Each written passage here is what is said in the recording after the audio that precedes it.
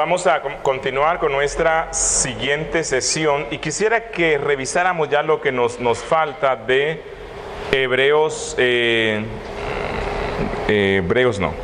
Corintios 15.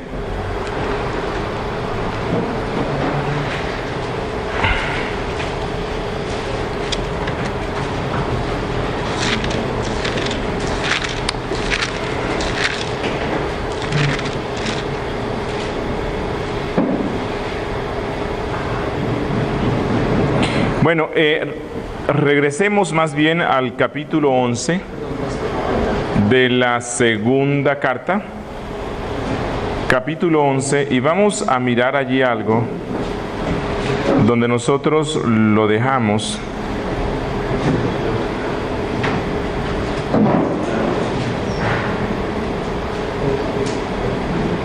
Versículo 23, dice... 11:23. Son ministros de Cristo, como si estuviera loco hablo, yo más.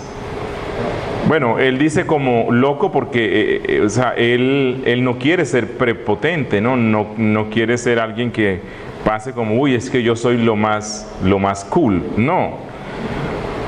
Pero él dice como loco, a causa de que ustedes me llevan a que les hable así, yo se los digo, en trabajos más abundantes, en azotes sin números, en cárceles más, en peligros de muerte muchas veces. De los judíos 5 veces he recibido 40 azotes menos 1. 3 veces he sido azotado con varas, 1 vez apedreado, 3 veces he padecido naufragio, 1 noche y 1 día he estado como naufragio en alta mar. En caminos muchas veces, en peligros de ríos, peligros de ladrones, peligros de los de mi nación, peligros de los gentiles, peligros de la ciudad, peligros en el desierto, peligros en el mar, peligros entre falsos hermanos, en trabajo y fatiga, en muchos desvelos, en hambre y sed, en muchos ayunos, en frío y desnudez, y además de otras cosas, lo que sobre mí se agolpa cada día, la preocupación por todas las iglesias. ¿Quién enferma y yo no enfermo? ¿A quién se le hace tropezar y yo no me indigno? Si es necesario gloriarse, me gloriaré en lo que es la debilidad. Lo que Pablo dice aquí, acéptenme. Yo tengo las pruebas de que soy un apóstol de Cristo, y una prueba extra es que yo imito a Cristo. ¿En qué? En su sufrimiento, en su entrega, en su dolor. Yo hago esto. Bueno, si alguien dice ser apóstol, debe mostrarnos esto. Bueno, puede que un apóstol de Brasil diga, yo estuve en la cárcel 3 días. O un apóstol de Corea, yo estuve en la cárcel unos días, sí, pero por ladrón. Sí. Robaban los diezmos del pueblo de Dios. Si ven lo distinto que es el apóstol bíblico de los apóstoles de la iglesia católica y de los apóstoles de la iglesia evangélica hoy día, son totalmente distintos. Totalmente distintos. Y vayamos a 1 Corintios, capítulo 15.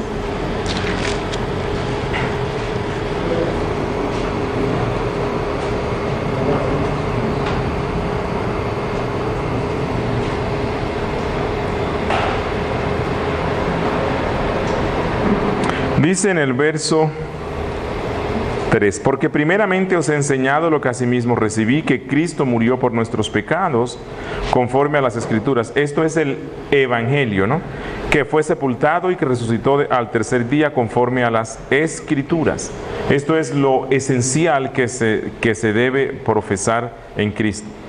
Y que apareció a Cefas, que es Pedro, después a los 12, después apareció a más de 500 hermanos a la vez, de los cuales muchos viven aún y aún otros ya duermen. Después apareció a Jacobo, después a todos los apóstoles, y al último de todos, como a un abortivo, se me apareció a mí, porque yo soy el más pequeño de los apóstoles, que no soy digno de ser llamado apóstol, porque perseguía la iglesia, pero por la gracia de Dios soy lo que soy. Lo que Pablo dice aquí es que él también puede afirmar su apostolado, porque así como los 12, él pudo ver a Cristo resucitado. Él se le apareció y él puede ser testigo de la resurrección. Y en Gálatas capítulo 2, Pablo también dice: yo cumplo los requisitos de los apóstoles, porque fui llamado directamente por Cristo, he visto al Cristo resucitado, he hecho las señales de los apóstoles y además el evangelio yo no lo aprendí de ningún hombre, lo aprendí directamente de Cristo. Y todo lo que los apóstoles aprendieron durante 3 años caminando con Cristo, yo lo aprendí e incluso más. Gálatas 2. Mejor dicho, Gálatas 1, desde el verso 11 dice: mas os hago saber, hermanos, que el evangelio anunciado por mí no es según hombre, pues yo ni lo recibí ni lo aprendí de hombre alguno, sino por revelación de Jesucristo. Porque ya habéis oído acerca de mi conducta en otro tiempo en el judaísmo, que perseguía sobremanera a la iglesia de Dios y la asolaba. Y en el judaísmo aventajaba a muchos de mis contemporáneos en mi nación, siendo mucho más celoso que las tradiciones de mis padres. Pero cuando agradó a Dios, que me apartó desde el vientre de mi madre y me llamó por su gracia, revelar a su Hijo en mí, para que yo le predicase entre los gentiles, no consulté enseguida con carne y sangre, ni subí a Jerusalén a los que eran apóstoles antes que yo, sino que fui a Arabia y volví de nuevo a Damasco. Después, pasados 3 años, subí a Jerusalén para ver a Pedro y permanecí con él 15 días. Pero no vi a ningún otro de los apóstoles, sino a Jacobo, el hermano del Señor. Aquí les pido que marquen esto, porque luego vamos a conversar sobre algunas personas que en la Biblia se les llama apóstoles, pero no formaban parte de los 12. Recuerden que los hermanos de Cristo no formaron parte de los 12, porque ellos creyeron en Cristo solamente luego de la resurrección.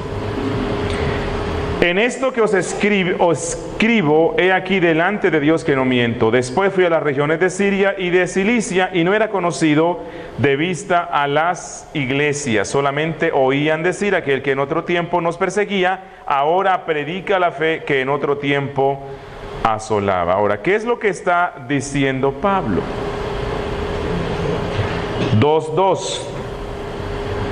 Pero subí según una revelación, y para no correr o haber corrido en vano, expuse en privado a los que tenían cierta reputación el evangelio que predico a los gentiles. Bueno, todo esto, lo que Pablo dice es: yo soy apóstol, porque también fue instruido en el evangelio directamente por Cristo. Es más, si ustedes leen las cartas del apóstol Pablo, él recibió revelaciones más grandes que las de los 12, y él expuso de una forma clara, contundente y amplia las doctrinas de la gracia. Escribiendo también en una carta, él dice que le fue dado un aguijón del diablo de parte de Dios. ¿Cómo puede ser eso? Pero sí es lo que él dice. Dios le mandó un aguijón, pero el aguijón era producido por el diablo. Allí recordamos que Calvino se refería al diablo como el pobre diablo de Dios. Es un siervo en sus manos, no un siervo como lo somos nosotros, que voluntariamente deseamos extender el reino de Dios, sino que en toda la oposición que el diablo realiza o ejecuta dentro del reino de Dios, él no se da cuenta que Dios está usándola para el avance de sus propios planes. Así que Calvino le llamaba: el diablo es el pobre diablo, porque no se da cuenta, el pobre diablo de Dios.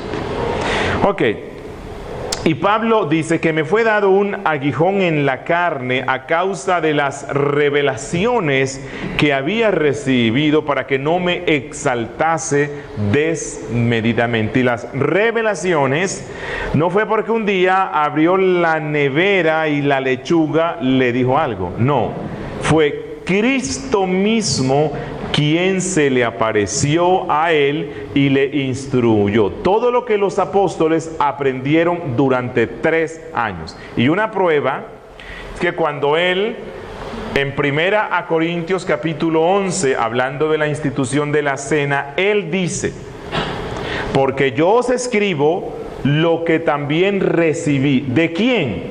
Él dijo que de Cristo. Que la noche en la cual Jesús fue entregado, habiendo dado gracias, tomó el pan y lo partió y dijo: comed. Bueno, Pablo aprendió todo lo que Cristo enseñó durante esos 3 años. Y eso es por lo cual él dice: yo debo ser llamado apóstol. Pero en la Biblia, como en este texto que ya hemos visto, a Jacobo, el hermano de Cristo, que era anciano en la iglesia de Jerusalén, el cual escribió una de las cartas, ¿cierto? La carta de Jacobo. ¿Sí la han leído? Ok. Bernabé, de una forma clara en la Biblia, Hechos 4:14, se identifica con Pablo. Pablo lo pone como a él, junto con él como apóstol. Y Hebreos 3:1 incluso dice que Cristo mismo es un apóstol. La pregunta es, ¿entonces hay más? Bueno, hay que recordar esto. Apóstol, hay que recordar lo del tema de las transliteraciones. ¿Sí recuerdan que les dije eso? Que el término, ¿cuál era? El término iglesia no se podía entender bien a causa de que es una transliteración. Y como una transliteración, se pierde un poco el sentido de la lengua original. Bueno, lo mismo sucede con el término apóstol. Apóstol es una transliteración de un término griego, ¿cierto? Apostolos. Ahora, ese término griego, en el mundo griego, significaba alguien que es enviado con una misión. Apóstol, en el mundo griego no se refería únicamente a los 12. Apóstol se refería a toda persona que era enviada con una misión, no importa si era cristiana o no, no importa si la misión era económica, política o de otra índole. Cualquier persona que era enviada a otro sitio con una misión particular, en vez de decir que era un mensajero o que era un misionero, se decía que era un apóstol. Entonces, algunos no logran distinguir esto cuando leen la Biblia y llegan a la conclusión de que sí existieron otros apóstoles como los 12, los cuales tenían autoridad apostólica porque en la Biblia se les llama apóstol. Es como en el caso del término diáconos, que en griego, vamos a verlo, significa algo así como el que sirve en las mesas. Entonces Pablo en Romanos, ya finalizando su carta, él escribe y pide que saluden a la diaconisa Febe. Y algunos llegan a la conclusión entonces que las damas también pueden tener el oficio ordenado de diáconos. Pero no, es simplemente que los traductores bíblicos en algunas partes traducen el término y en otros no. Porque realmente el texto debió ser traducido: saludadme a la servidora Febe, que es lo que significaba. Entonces eso trae confusión. Lo mismo pasa con el término apóstol. Sí. Recuerden que en los tiempos en que se escribe el Nuevo Testamento, la lengua universal era ¿cuál? O por lo menos en el mundo conocido, ¿no? El griego.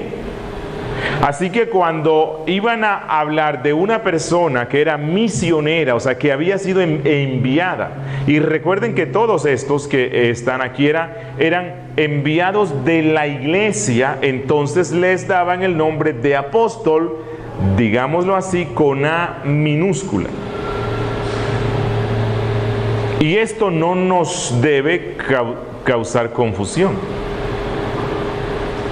¿Cuál es, si lo vemos desde esta perspectiva, a quiénes se les debe llamar entonces apóstoles con A minúscula hoy? A los misioneros, los que son enviados por la iglesia local. Cristo es llamado nuestro apóstol, ¿por qué? Porque Él fue enviado por el Padre del cielo a la tierra. Lo que sucede hoy día es que la mayoría de los que reclaman el título de apóstoles no son misioneros. Es más, un verdadero misionero ha aprendido tanto la humildad en el fragor de la lucha evangelizando, porque misionero no es como, bueno, voy a ser cuidadoso con lo que digo, pero a ver, ¿cómo lo digo? Algunas misiones norteamericanas envían misioneros, ¿no?, a Colombia, Venezuela y a otras partes, pero usted mira cuál es la misión que ellos hacen. Bueno, viven en una casa en el estrato más alto, andan en unos autos que la mayoría de la población donde están no los tiene, viven en unas comodidades que no es lo que el grueso de la población a la cual ellos van tienen. Tal vez empiezan a dar unas clases de inglés o de música, envían fotos, demoran 4 años, 5 años, bueno, como esto me lo dijo un misionero norteamericano. Se demoran 3 años aprendiendo la lengua para donde ellos van y están en misión.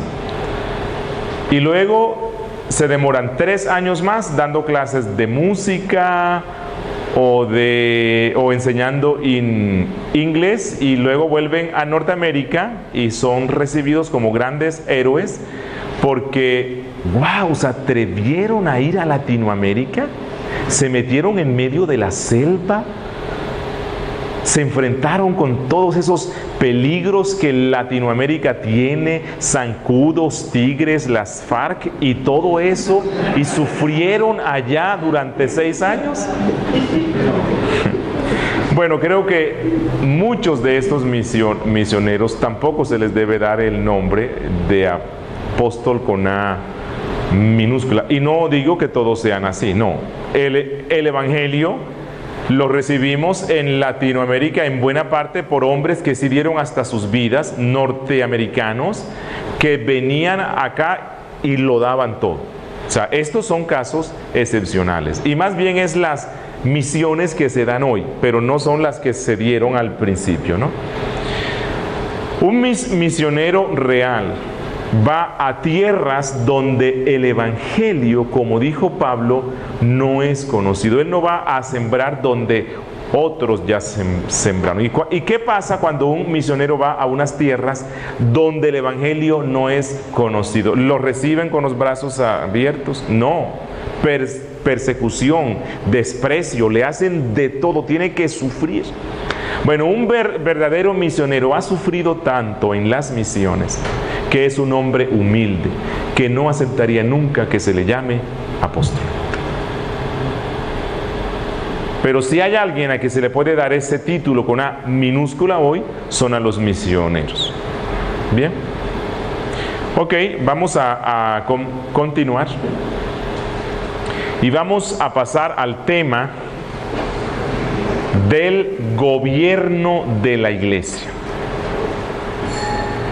Una iglesia bíblica, ya hemos visto dentro de las marcas de la iglesia saludable, una iglesia saludable tiene un gobierno bíblico. Pero como ustedes saben, el tema del gobierno de la iglesia ha sido uno de los menos controversiales que hay en el mundo, ¿verdad? No, ha sido uno de los temas más controversiales. ¿Por qué? Dentro de las iglesias que se llaman cristianas, encontramos por un extremo el gobierno jerárquico, monárquico, con una jerarquía estructurada y compleja. Y en el otro extremo encontramos a los que rechazan cualquier clase de gobierno. En un lado está el catolicismo romano y un poco la iglesia episcopal y la iglesia anglicana, y por el otro lado los que rechazan cualquier clase de gobierno encontramos a los cuáqueros, creo que se acentúa así, cuáquero, ¿no? O por lo menos uno dice avena cuáquer, ¿no? Los cuáqueros y un poco los que son conocidos como darvistas. Pero entre estos dos extremos hay todo lo que usted quiera.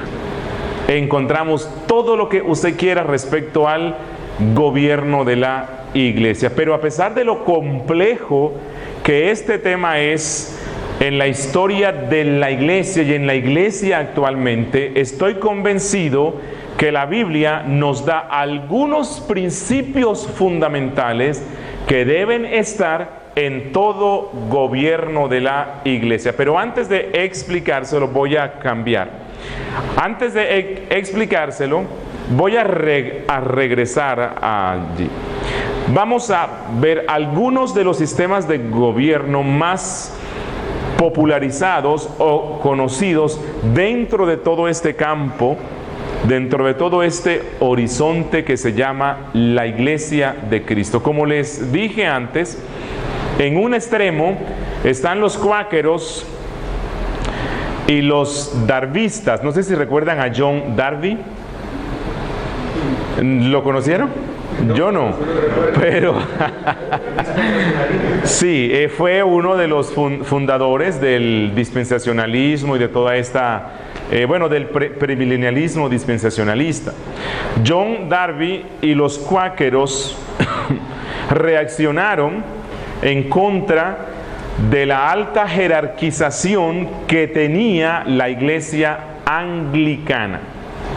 Bueno, específicamente en el caso de Darby. La iglesia anglicana, como luego vamos a ver, tiene un sistema de gobierno con una jerarquía impresionante, parecida a la del catolicismo romano. Entonces ellos tienen al máximo jefe de la iglesia, que hoy día es la reina de Inglaterra. Luego tienen el arzobispo de Canterbury, luego tienen otros arzobispos, obispos, párrocos y bueno, todo esto, tal como pasa en el catolicismo. Así que algunos cristianos, al ver esta jerarquización y el establecimiento de un clero aparte de la membresía, entonces ellos reaccionaron, pero toda reacción por lo general se va al extremo opuesto, así que ellos rechazaron toda clase de gobierno eclesiástico, toda forma externa de gobierno, porque ellos decían que esto corrompe el verdadero espíritu del cristianismo. Ellos afirmaban que el gobierno eclesiástico se levanta por encima del gobierno divino y que cuando tenemos pastores y todo esto con cierta autoridad, eso no es más que gobierno humano reemplazando el gobierno divino. Ellos insisten en que la iglesia debe ser gobernada por Cristo a través del Espíritu Santo, pero no usando hombres, no utilizando hombres. que los creyentes pueden ser guiados por el Espíritu Santo, y aquí encontramos nuevamente el misticismo. El misticismo y el pietismo, las dos cosas insistían, y hoy día me imagino que también habrá eso, que la persona lo único que necesita es simplemente escuchar esa voz interior, y él puede ser instruido sin necesidad de que tenga un maestro o un pastor con cierta autoridad. Simplemente que el Espíritu Santo da dones, y los hombres esos dones los ponen en expresión en el culto, y ya, y no se necesita como a un pastor. No sé cuántos aquí han ido a algunos cultos de los hermanos libres. Los hermanos libres, en su versión más clásica, insisten en que la figura de pastor, tal como nosotros la practicamos, no debe ser vista, sino que el Espíritu Santo a algunos hombres les da el ser ancianos, pero no ancianos con la autoridad que la Biblia da y que las iglesias reformadas practican, sino que hay hombres que se levantan en determinada época, y ellos pueden ser cierta guía, pueden dar cierta instrucción, y se han ido a los cultos, se dan cuenta, o sea, aquí hablo de los hermanos libres que conservan más esa tradición darbista, porque están unos que incluso ya son reformados, ¿no? Entonces, en el culto no hay un director, sino que voluntariamente, espontáneamente, un miembro se levanta y dice: vamos a cantar el himno 4, ¿cierto? Voluntariamente. O sea, no es que los himnos se canten como una reafirmación de lo que se va a predicar, porque no hay alguien que esté guiando, y otro se levanta: no, vamos a orar. El otro: no, vamos a hacer esto y esto y esto. Ahora, pareciera ser bueno, pero realmente no es lo que la Biblia dice, porque eso lleva, o sea, la Biblia misma nos muestra que Cristo ha dado hombres dones a la iglesia, los cuales guían a la iglesia, los cuales la presiden, los cuales reciben autoridad de Cristo para que la ejerzan humildemente, ¿cierto? Como dice Pedro, ¿cierto? No es que ellos se imponen, pero el Espíritu Santo los llama para que sean guía de la iglesia. Los cuáqueros y algunos darbistas hoy día siguen siendo así. Hay unos cuáqueros que ya tienen pastores, y entonces ya se han ido aislando o desmarcando de esa tradición. Ok, entonces, entre los cuáqueros, especialmente ellos, porque los darbistas sí tienen cierto tipo de gobierno, pero entre los cuáqueros se insiste que no se necesita nada de eso, simplemente usted y el Espíritu Santo, y las iluminaciones que el Espíritu Santo dé. Cuáquero significa algo así como el que tiembla, y se les llamaban los tembladores. Entonces ellos pensaban que de alguna forma mística el Espíritu Santo venía, y algunas manifestaciones emotivas, y ya Él les daba todo lo que se necesitaban, y no se necesitaban de los otros dones. Por otro lado, en el siglo XV y en el siglo XVI surge lo que se llamó el sistema erastiano. Se le denominó así porque fue fundado por Erastus, quien nació en el 1524. Erastus era como el otro extremo. Él decía que la iglesia depende totalmente del Estado, que la iglesia debe su existencia al Estado, y siendo que ella depende su existencia del Estado, Las iglesias locales no deben tener pastores con cierta autoridad, sino simplemente instructores, porque la iglesia depende totalmente de la autoridad del Estado. Es decir, el Estado es el que toma las decisiones sobre la iglesia, ejerce la disciplina y la comunión. No sé cuántos recuerdan, en la Iglesia Católica Romana Colombiana, el nombramiento de algunos jerarcas no solamente dependía de Roma, sino del Estado. El Estado mismo daba el visto bueno si aceptaba o no, o recomendaba cuál hombre, cuál cura, esto era apto, o ellos lo recomendaban para que fuera líder aquí en la iglesia. Algunas ramas de la iglesia luterana en Alemania, en Escocia y la iglesia de Inglaterra conservan aún algo de este sistema erastiano. En el caso de la iglesia de Inglaterra, la reina tiene facultades sobre ella. En el caso de la iglesia luterana, Lutero mismo no supo hacer esta distinción entre el Estado y la iglesia y puso a la iglesia en servidumbre del Estado. Ese es otro sistema de gobierno. Luego encontramos el sistema episcopal. El sistema episcopal es el que mantiene hoy la iglesia anglicana y algunas denominaciones evangélicas. En este sistema se cree que Cristo es la cabeza de la iglesia, pero que Él, como cabeza invisible, ha dado autoridad a algunas personas para que sean como esa imagen visible de esa cabeza invisible, los cuales conforman un grupo aparte del resto de la iglesia, al cual se le llama clero. El clero entonces es ese colegio de gobernantes de la iglesia que ellos mismos conforman una iglesia. Y que cuando la iglesia va a tomar una decisión o se va a consultar a la iglesia, no significa que van a consultar a los miembros, sino que van a consultar al clero. Y el clero es el que toma estas decisiones. En el sistema episcopal, los obispos o el clero se considera sucesor de los apóstoles.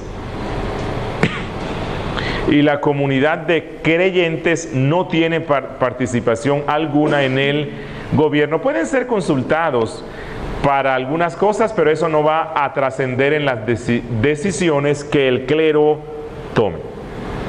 Ahora, a la luz de la Biblia no autoriza esta clase especial de gobierno que constituyen como una iglesia aparte de los miembros. Y ya hemos visto que el oficio apostólico no era permanente, era temporal, únicamente para los fundamentos. ¿Quiénes practican esta clase de gobierno hoy? El catolicismo, ¿cómo dice? La ortodoxa griega, la copta, los mormones, no sé. No los estudio. Hay un líder máximo. Sí, tienen un líder. La iglesia anglicana, la iglesia episcopal, la iglesia metodista tiene también algo así parecido. La iglesia luterana mismo tiene también, no así como esto que hemos dicho, pero sí hay algo parecido así.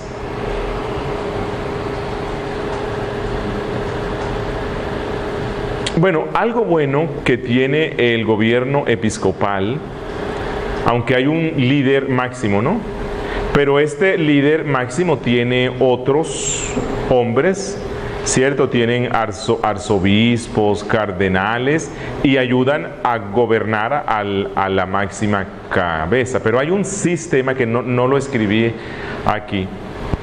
porque bueno, no ha sido clasificado, o sea, no en la taxonomía del gobierno todavía no ha sido clasificado, pero es algo que se está dando mucho hoy, y es el monoobispado. En el sistema episcopal, bueno, hay un líder, ¿verdad? Pero él tiene a otros allí, tiene todo un sistema, pero en el sistema monoobispal, no, solamente está un hombre que se levanta como líder y es el dueño.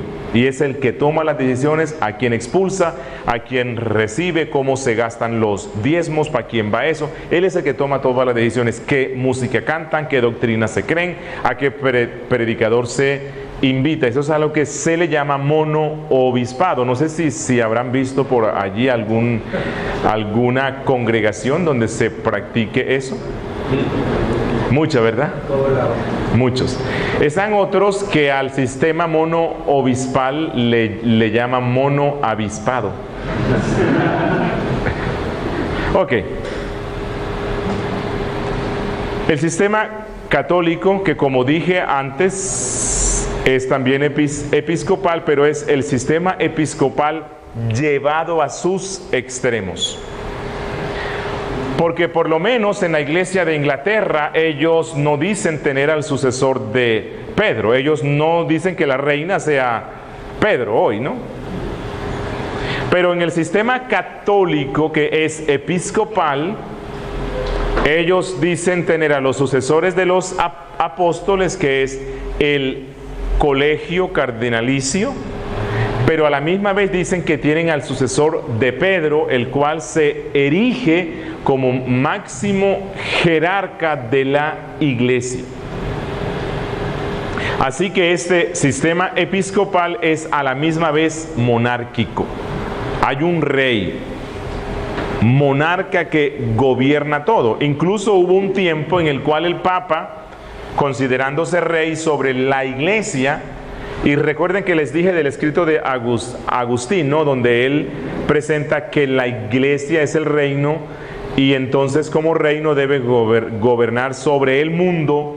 Entonces el Papa, hubo un tiempo en la época culmen del papado en el cual se convierte en rey no solamente de la iglesia, sino de todas las naciones. Y el rey era quien, el Papa era quien designaba a los reyes y quien los quitaba. Y él controlaba todo. Así que ellos usan un sistema monárquico. Los laicos no tienen participación alguna en el gobierno.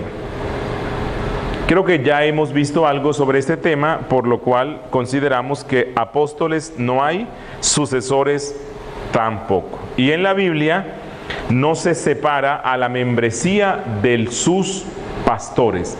Todos forman parte de la misma congregación. Otro sistema es el congregacional. Entonces ya hemos visto el sistema ¿qué?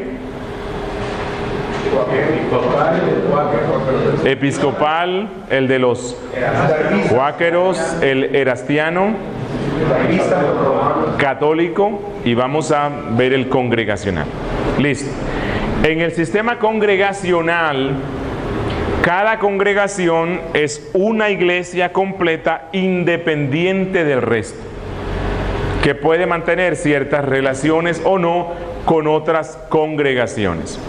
En el sistema congregacional, la máxima autoridad es la asamblea. La asamblea pone pastores, quita pastores.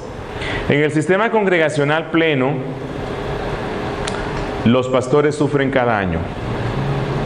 Siempre que se acerca diciembre y que escucha que los diáconos dicen asamblea, el pobre pastor tiembla. ¿Por qué?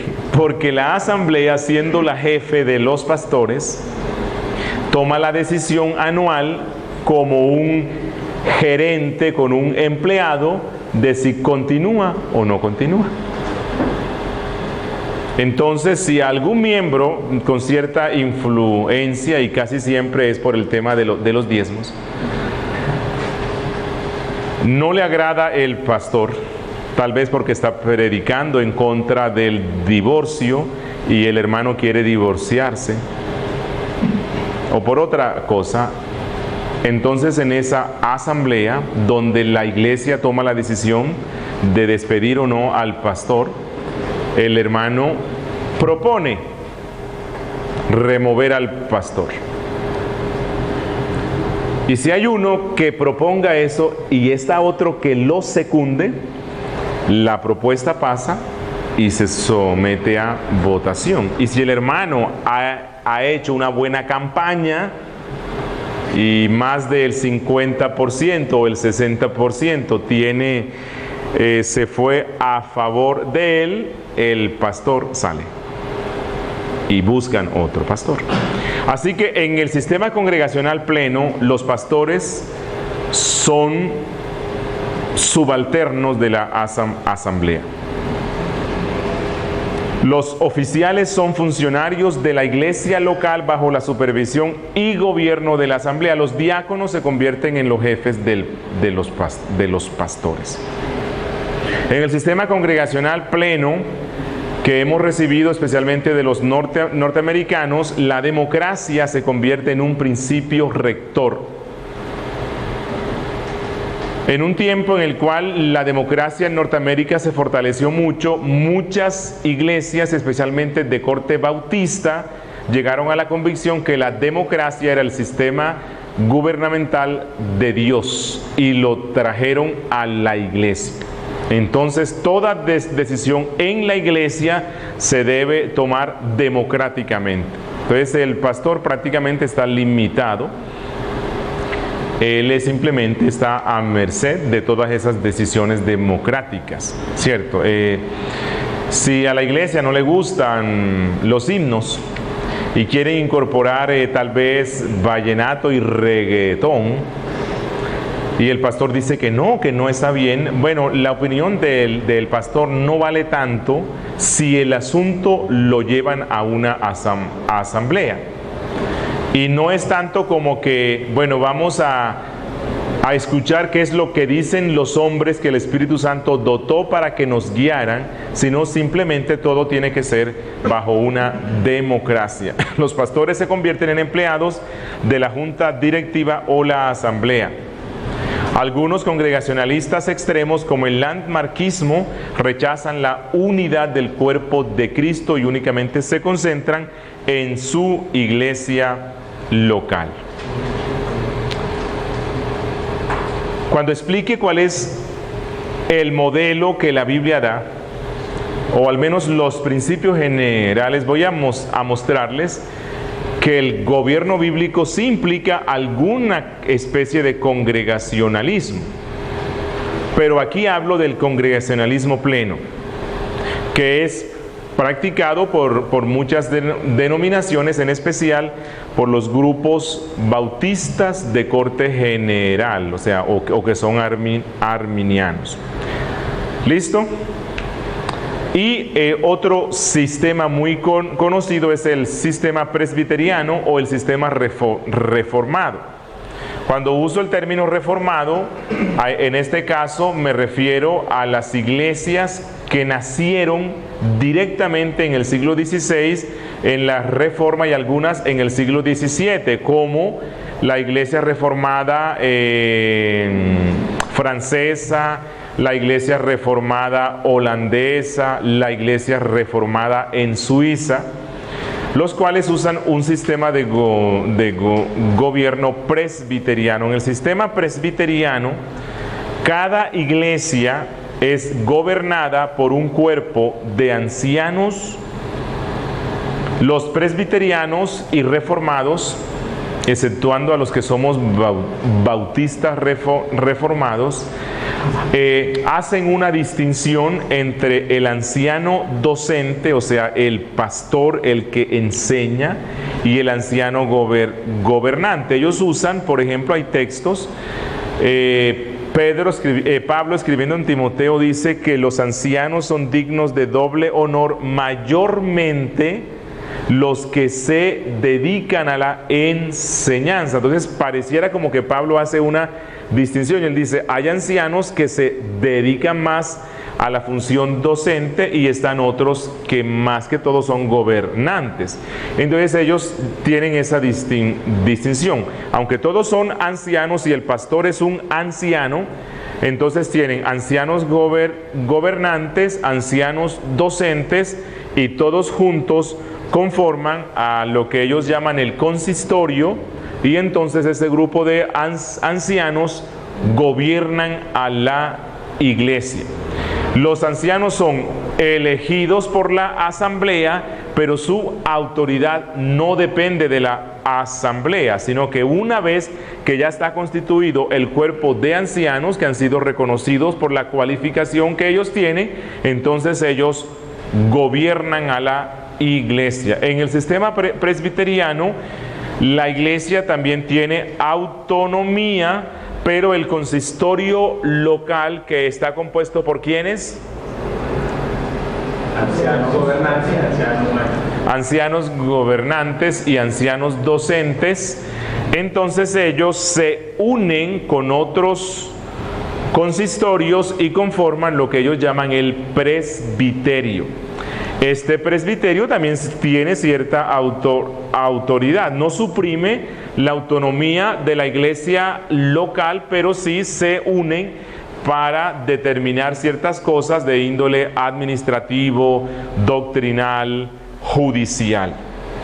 En el sistema presbiteriano se cree que la iglesia tiene oficiales extraordinarios, que son los apóstoles, profetas y evangelistas, que únicamente estuvieron en el siglo I, y que hay oficiales ordinarios o permanentes, que son los ancianos gobernantes, ancianos docentes y los diáconos. Esto en el sistema presbiteriano. Y aquí terminamos esta parte.